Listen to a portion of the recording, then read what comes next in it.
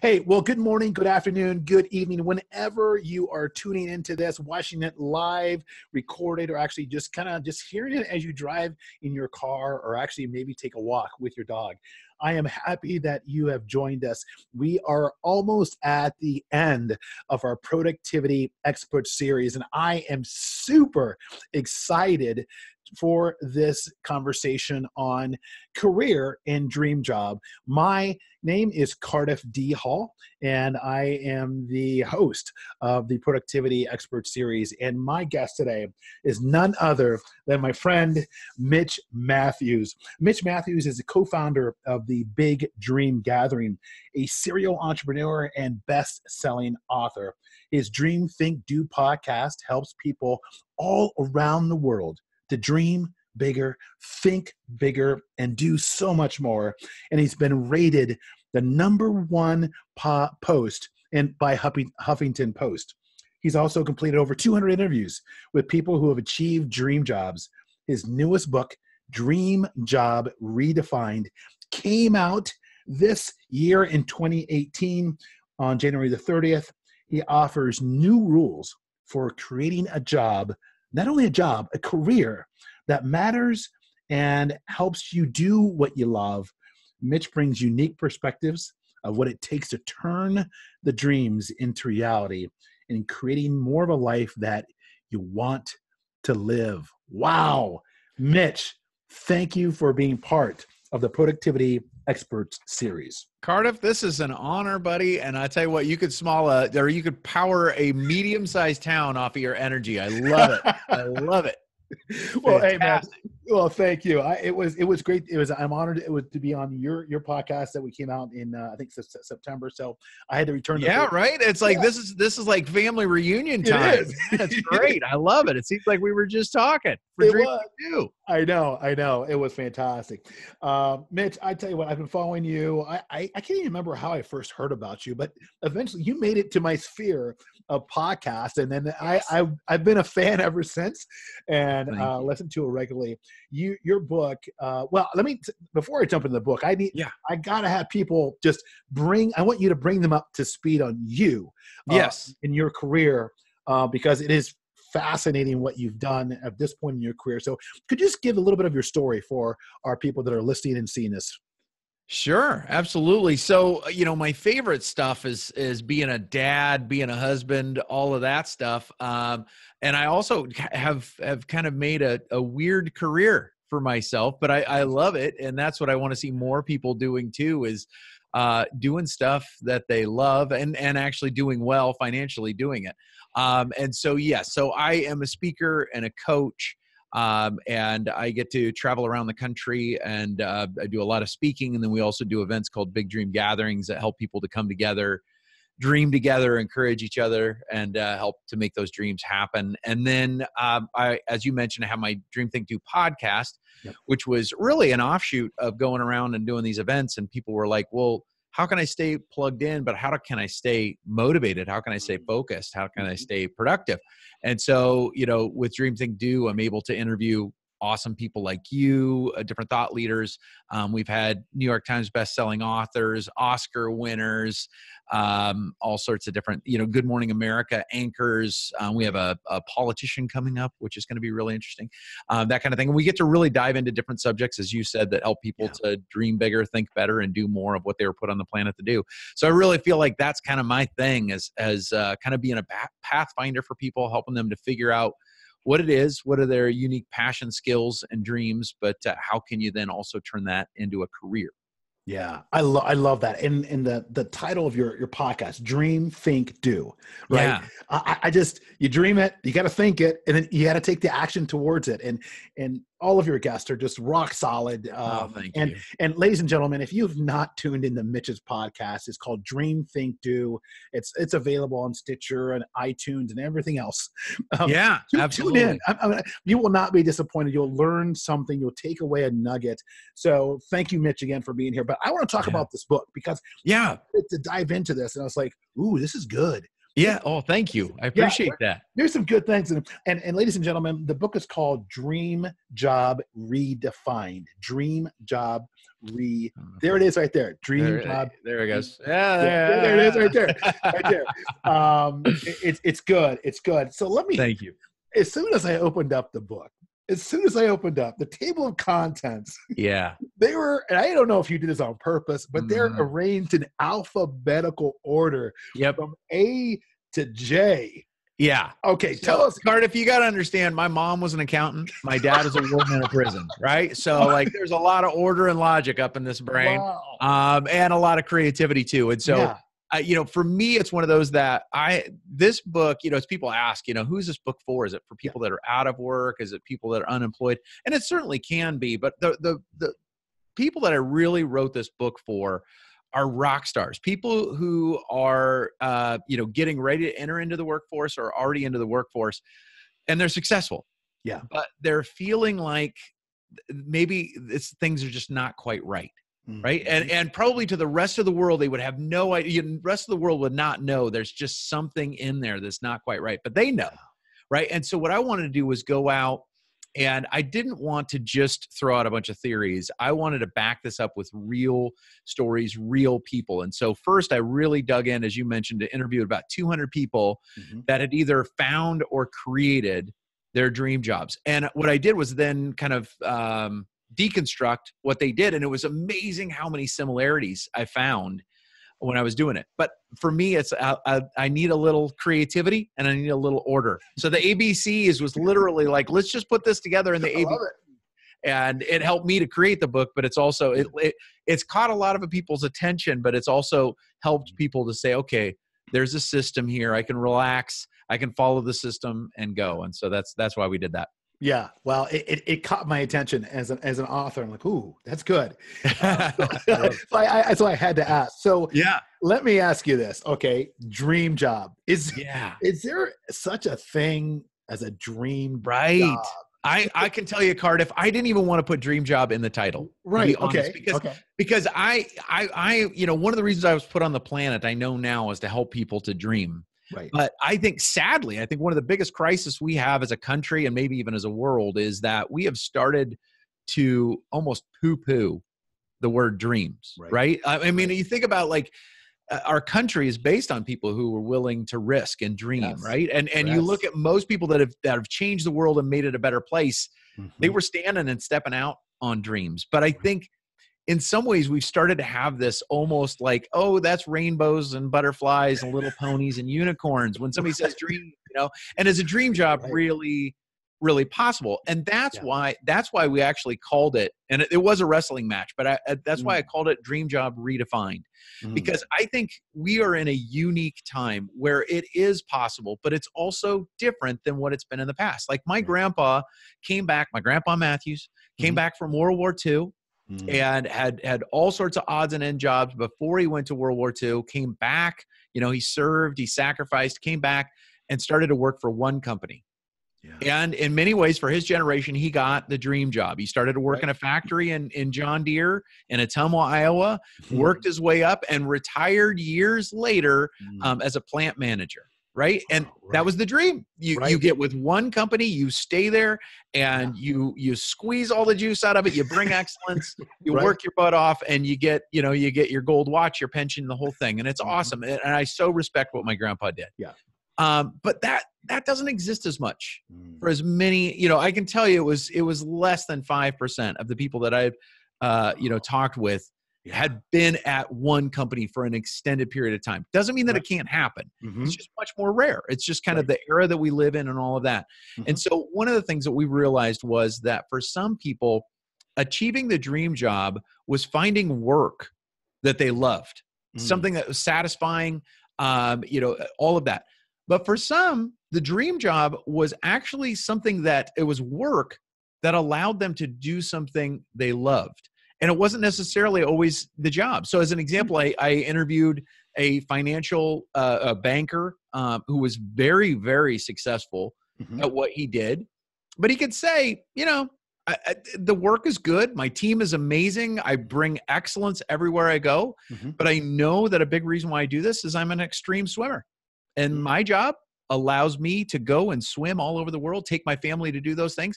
So there's a lot of things that I don't necessarily love about my work, but I can sit there with a smile, deliver excellence, focus, all of those things because I know why I'm doing it. Right. And I thought there's a lot to that. Some of the people that we interviewed were making good money, enjoyed what they did, but wouldn't necessarily call their job a dream job. But the reason why it was a dream job is it allowed them to volunteer. It allowed them to invest in something. It allowed them to take care of their kids in the way they wanted to. So I just realized that, the dream job for my grandparents' era was different. And the dream job, and that's why we talked about it. And so the redefinition of a dream job is that it really is up to you, like for you to figure out what are those things that are important. I know for me, the definition has changed over time. When my boys were younger, I didn't want to travel as much. I wanted to be close. Part of my dream job was to be able to pick them up from school every day at 4:00. And I was able to do that most days when they were in elementary school. And that played in a part of my dream job at that time. Now they're older. My dream job can shift. So there's just a lot of elements to that. And that's why we talk about the importance is defining what it is, going after it. Right. And make it happen. And it seems like that, I think there's a new definition of this dream job, right? There's, like you said, there's this new you may not love your job, but like this financial corporate person you spoke to, it enables him to do his passion, which is extreme swimming. Right. Yeah. And so he knows, like, maybe it's not, but this is my love, and this allows me to do this. Yep. Absolutely. And I think people get caught up, Mitch, and you've probably seen this. They caught up and they're like, I don't like my job because it's not what I want to do. But they're not looking outside of that box. Right. So let me ask you this: how does one? Let's say someone's watching right now. They hear what you're saying, Mitch. Like, yeah, you know what? I don't like my job. But it allows me to do something on the side, whatever my passion is, volunteering. Yeah. How do you get them to focus, change their mindset so that the job is an enabler instead of a disabler? Sure. Well, one of the things that we realized too, one of the things, the S later, that we talk about is that there's a season to dream jobs. And it was interesting when I talked with folks to really uncover this. Was one of the most freeing things, because I think for some people, one of the challenges, at least in the past, it's almost like they're stuck in that, well, I don't know what that one end all be all dream job for the rest of my life is going to be. And so they kind of give up on the thought of it at all. Right. And what I found with all of these interviews were so many of them didn't really know what the dream job was when they started, but they allowed themselves to experiment and learn and grow as they went, and really kind of define it as they went, as opposed to waiting to have it figured out before they start. Because waiting, as waiting to have it all figured out, to have 100% clarity before you start, it's never going to happen. No. So big fan of experimenting. Doing these things of experimenting, whether that's taking a class, going and having a coffee, and some of these things sound so trite, but they're true. And it's one of those things that they're also a lot more accessible than many people think. A lot of the people that I talked with, I said, well, did you have to go get an advanced degree? Did you have to, quit and go back to school for 3 years, or those kinds of things? And some had advanced degrees, and I'm not, I'm not naysaying going in and getting an advanced degree. If that's something you want to do, go for it by all means. But what most people found was they actually, especially also in the era that we're in today, many of the entrepreneurs, as an example, I mean, I lost count of the number of entrepreneurs that I talked with where YouTube was a major contributor in the launch of their business, of figuring out how to get started, and it's just like, it was amazing how many different people said, I had some coursework in it. I had some classes in it, but, I hit up YouTube. I took a bunch of people to coffee. I asked a lot of questions, and it allowed them to go and do that. So that's good. Yeah. That's good. Yeah. Kind of start where you are, and then find that person or a group of people that can support what you want to do. Now you talk about asking questions, and these are called clue questions in your book. Yes. Can you tell us I mean, I know what clue questions are, but Sure. what you're watching this, what are clue questions? What can somebody do to help them kind of get more insight into this thing that they love? Yeah, absolutely. Well, I don't know about you, Cardiff, but man, there are times in my life where I just wish, like, God, give me a billboard. Tell me where to turn. Tell me what it is, right? Right, And right. most of the time in life, we don't get the billboard. We don't get the billboard. You No. know, you hear of a few people who's like a voice of God, do this, Cardiff. But Yeah. most people, it's like, I don't know for sure, right? And so Right, that's what I right. said. And you know, it's one of those things that oftentimes what we need to do is instead we need to put on our Sherlock Holmes hat Yeah. and look for clues. Yep. Because clues are everywhere, especially when it comes to finding a career that you love, finding those things that you're really good at. I'll give you a really recent example, not one that's in the book, but what's one of my most recent interviews. I met with a gal who owns the biggest little fashion truck in Reno, Nevada.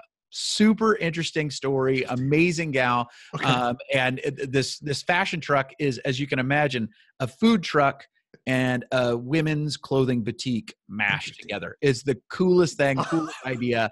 And she absolutely loves it. Now, she's a former athlete, softball player, got her master's in sports administration, undergraduate in psychology. She was on this track, right? And was doing sports administration at the university level. Mm-hmm. And it just didn't feel right. To the rest of the world, totally looked successful. Mm-hmm. But she just knew something wasn't right. And the more she like looked down that line, right? But the more she looked down that road that she was on, the more her heart just started to die.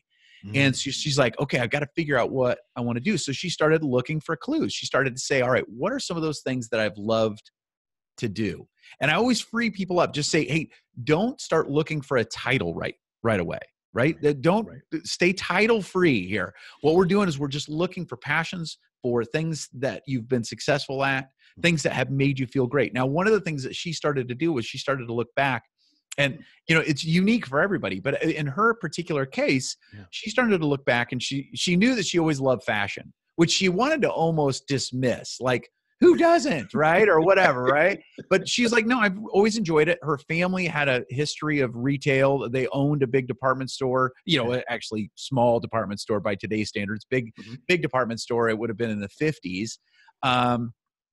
And so she, you know, had some attachment to fashion, to retail and all of those things. But when she started to think about that, the bigger thing was she grew up an athlete. All of her friends were athletes, women athletes, softball players. And she's like, when you think about a women's softball team, you can imagine there's all sorts of different body styles, right? All different types of body types. And she said, one of my favorite things to do was to take these friends out, and most of them, you know, were in shape. They were athletes and all of that, but you take them to the typical Gap or Banana Republic or whatever. Not saying anything bad about Gap or Banana Republic, but it's one of those, like, you take, you know, that stuff's not going to fit them.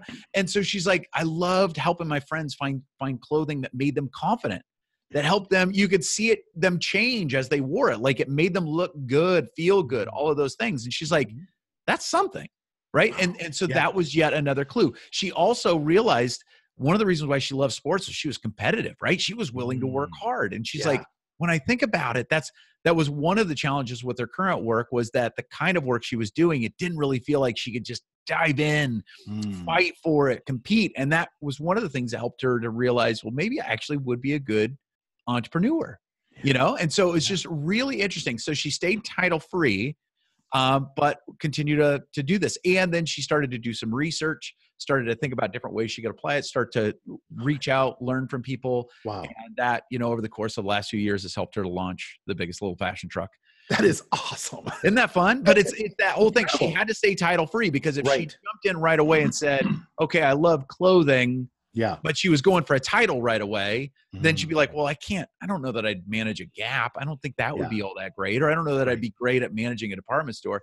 But she was like, all right, those are some of the clues. And so we take people through a process of the book, as you've seen, of asking a series of questions that help them to continue to draw down and continue to move towards a focus, so that you can start to experiment. It won't necessarily mean that when you're done with the clue exercise that you'll immediately be, you know, have that billboard moment. But what you'll say is, you'll say, okay, now I have the next step that I need to start experimenting. That's fantastic.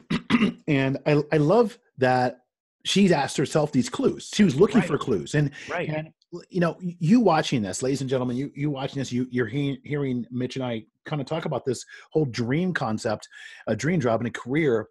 Ask yourself questions. We can really, like what you said, Mitch, that the clues are there. We just have to kind of look for them. I have a lot of squirrels around my neighborhood. I don't know about you. For sure. These little guys and gals, I don't know, they're running around looking for their nut. They're looking for their winter food, right? There's clues all around. They hide these things, right? There's clues all around for us if we choose to look for them, but we have to. We can't put that title like you said, right, Mitch? We can't put that title. I want to do this, right? And it's probably, and you can correct me if I'm wrong, but we probably shouldn't put a time stamp on, okay, this is the date that I am going to do this, right? Or is that a hard thing? Is that a bad thing to do? Is that, well, I think that's a great question. Like people ask me, are you a fan of SMART goals? Specific, measurable time, all those things. And I think in certain cases, putting a timestamp on something is great. Right. And very appropriate, especially, for things that are a little bit more tangible. Like, hey, if I'm going to run a marathon, I better, have a really good plan that is time-based. And if I know that marathon's in October, I better be doing certain things in September and August and all of those things. So certain goals, that's fantastic. But again, I wrote my book for people who are busy. I say beautiful, busy people, right? And so it's one of those things that a lot of the folks that I'm writing to and the people that you're listening now, I'm guessing don't feel like they have a ton of spare time. Right. Like they're probably already in their careers or headlong into, education, moving into career.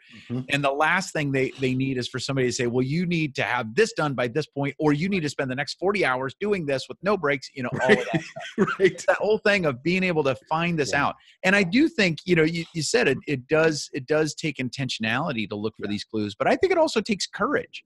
Because there's a whole lot of people. You mentioned squirrels in your neighborhood. That's right. But there's also a whole lot of people that have given up on going after a dream job, given up on finding work that matters. And if you're going to look around, there's going to be plenty of people who are going to be the first ones to say that doesn't exist anymore. Just give up, all of those things. So it takes courage. It starts by giving yourself the permission to believe that's possible, right? And the people that I talked with, so many of them are kind of an anomaly to some of their friends. They found, many of them found a core group. We talk about how do you find a core group of crazies that will, these kinds of things. But most people are kind of an anomaly, and they like that now, right? They're happy to be happy and be an anomaly about that. Yeah.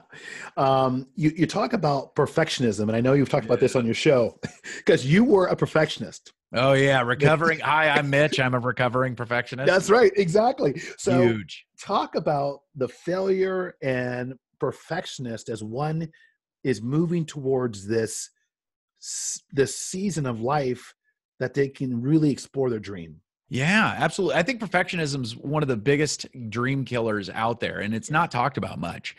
You understand this, but perfectionism's sneaky too, because a lot of people are perfectionists, but they don't even know it. Like a lot of times when people hear the word perfectionist, they're like, that's not me, because they think perfectionism is, your desk is perfectly organized.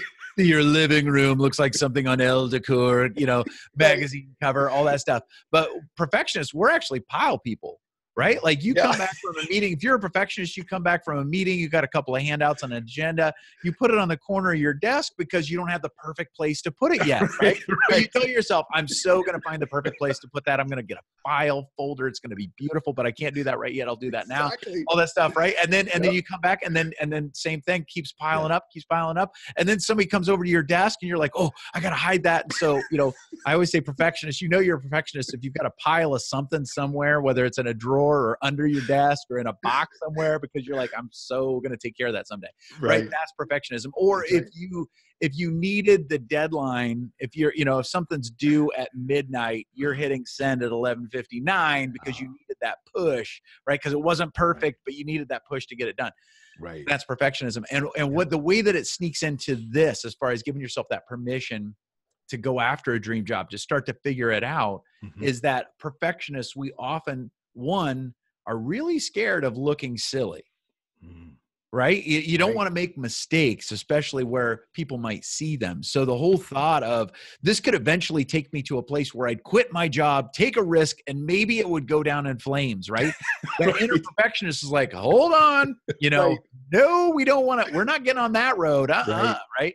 And so you have to let, kind of soothe that inner perfectionist saying, hey, I appreciate the concern, right? You don't want to dismiss it, but I appreciate the concern. But to be able to say, hey, I'm going to take several steps of faith over time, not a blind leap of faith. Right. Right. And those Right. steps of faith are just invest in 15 minutes here or there Yep. to be able to say, I'm going to do some research. I'm going to make a phone call. I'm going to watch a YouTube video. I'm going to take a night class. I'm going to, reach out for help.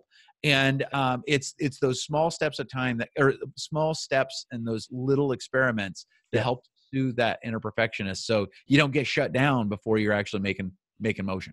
Yeah, so true. And as you were talking about, I'm looking around, you can't see it, everyone. Yeah, exactly. There's pile.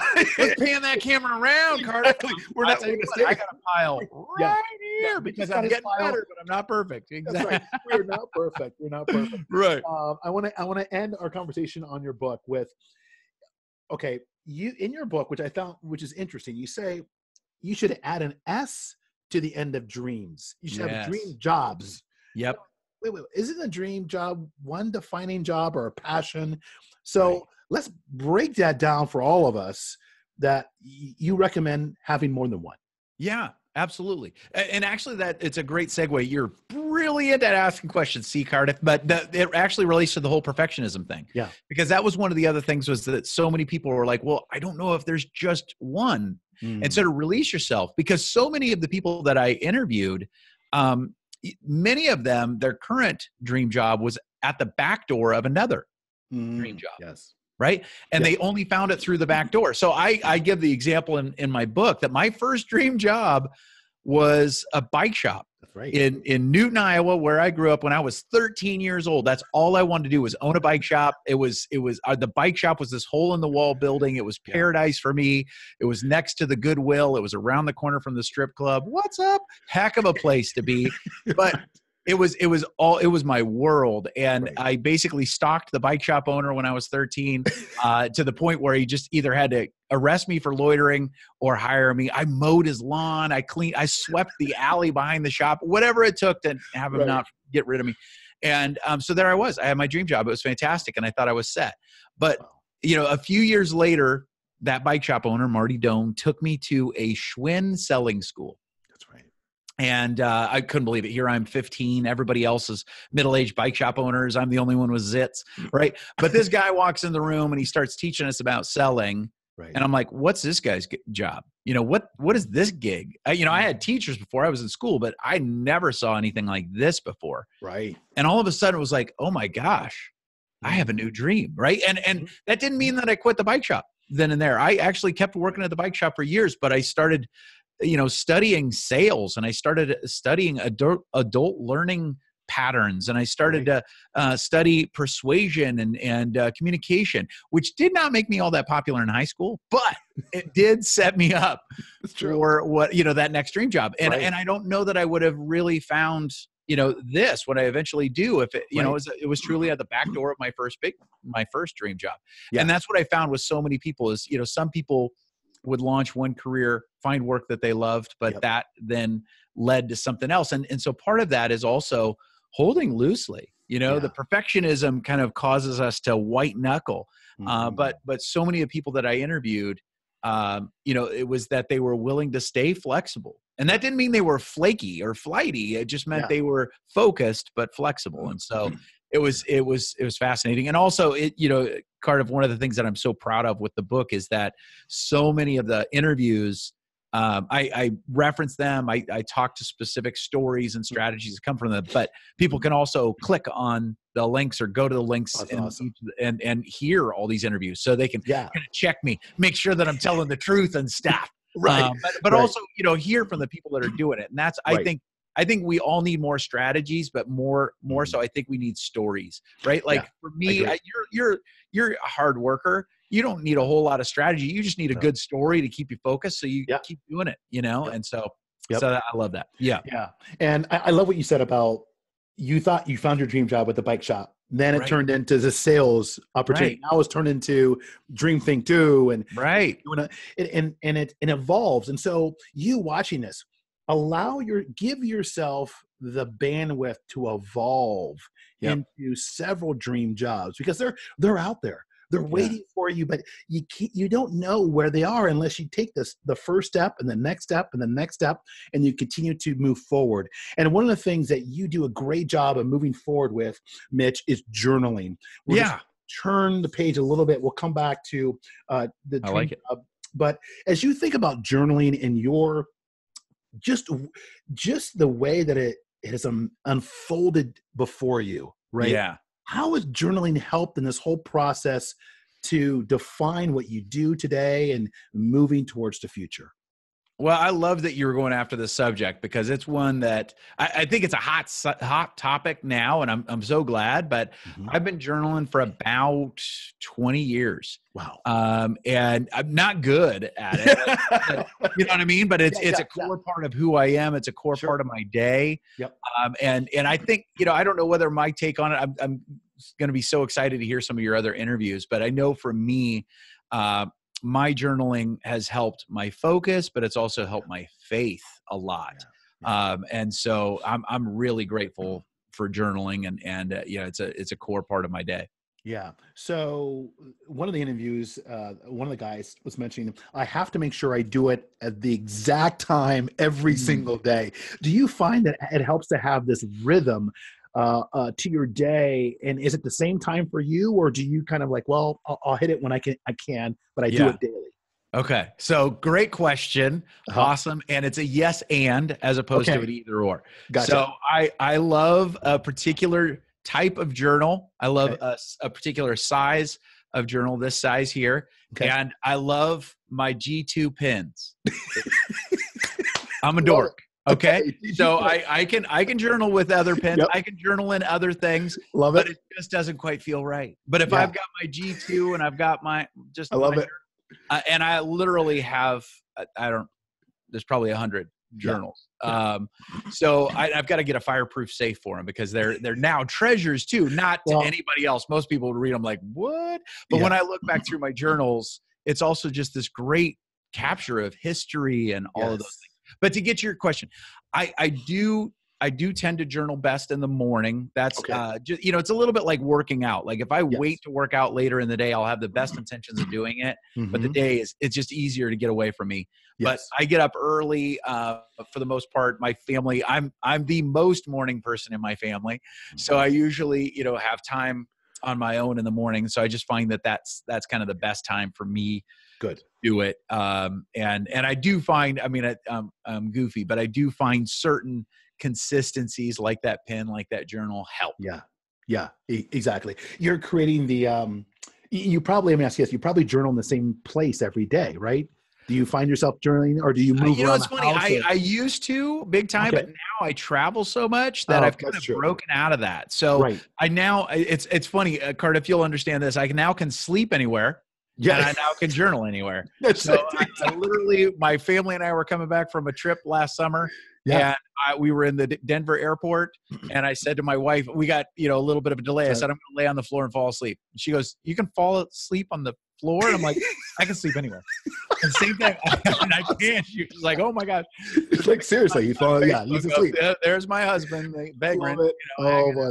That's awesome. So it used to be that way, but now I've got a lot more flexibility around that. Oh, that's fantastic. But I think the point here is that you, ladies and gentlemen, you're watching this, you're listening to this, make it a part of your day. Whatever, if it's the morning, if you're morning, make it morning, or afternoon, make it, or whatever. Personally, I start off my day with journaling, and I end my day with journaling, because there's a couple of questions I always ask myself. What did I learn today? At the end of the day, I want to learn something every day, and it could be something as small as whatever. It could be something small. It could be something grandiose, right?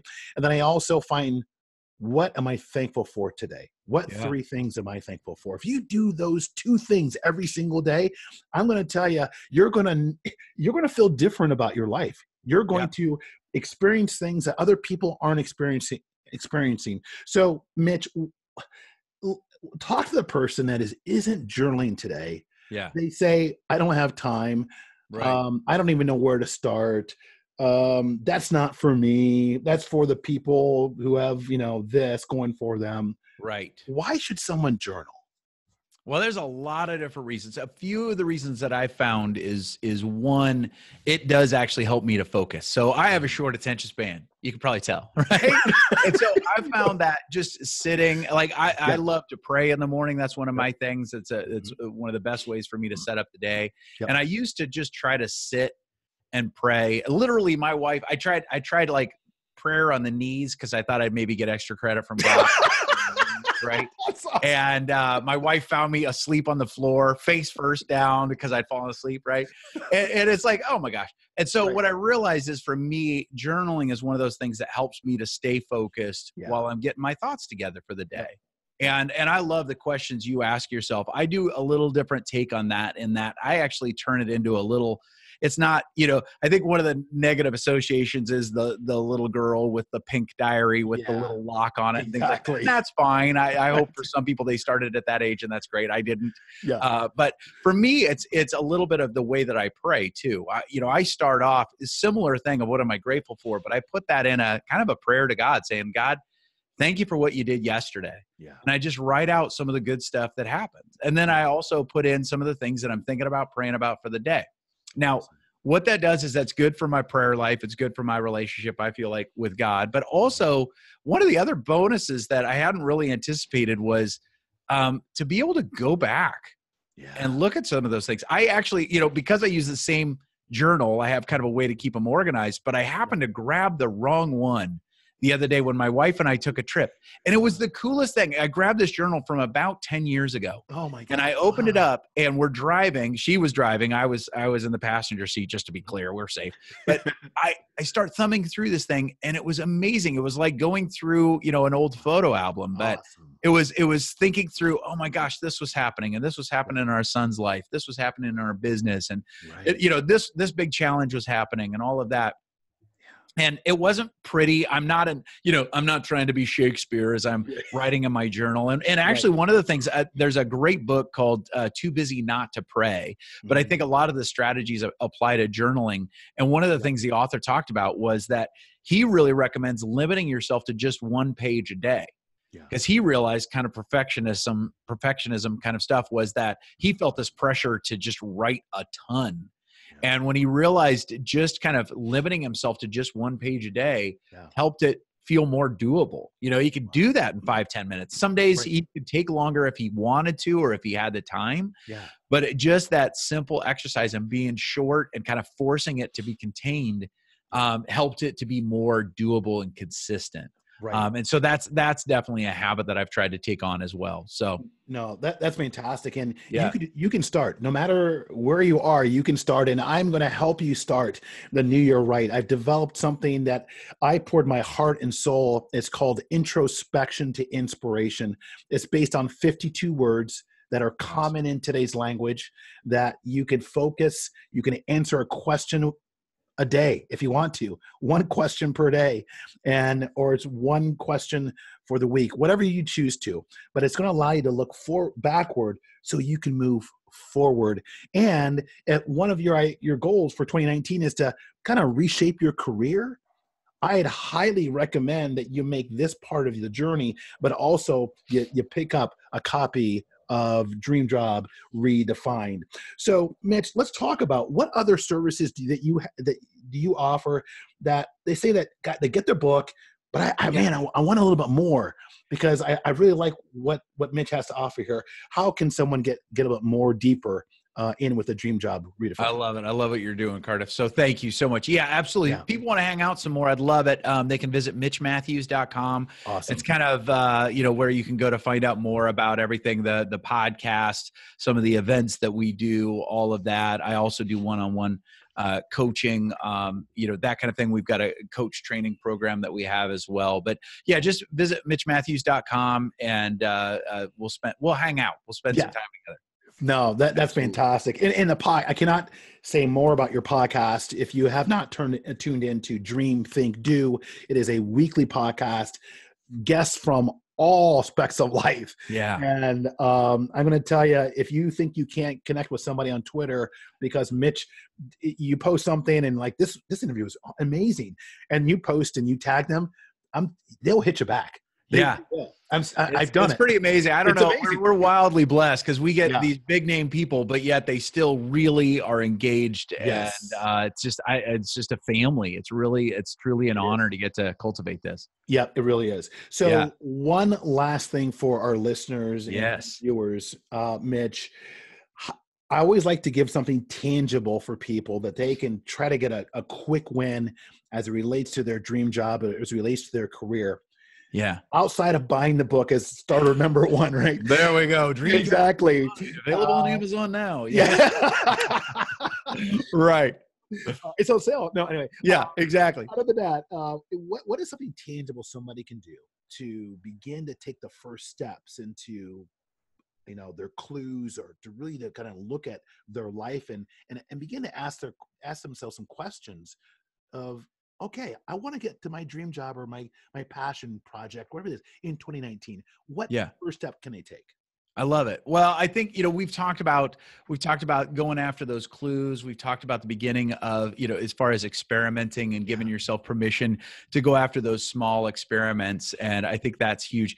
You're such a good interviewer. We've covered a lot of ground, but I think, as I was thinking about that question specifically, one of the strategies that I would just want to encourage people on, especially because you're rock stars. Like if you're listening to this, you're successful. Right? You are putting in the time, you're intentional, you're wanting to take it to that next level, but you're a rock star. But here's the thing is that whether it's productivity, whether it's focus, whether it's journaling, whether it's going after your, that dream job, I love all of that. But the strategy I'd suggest might be a little surprising, but it's also give yourself a little grace.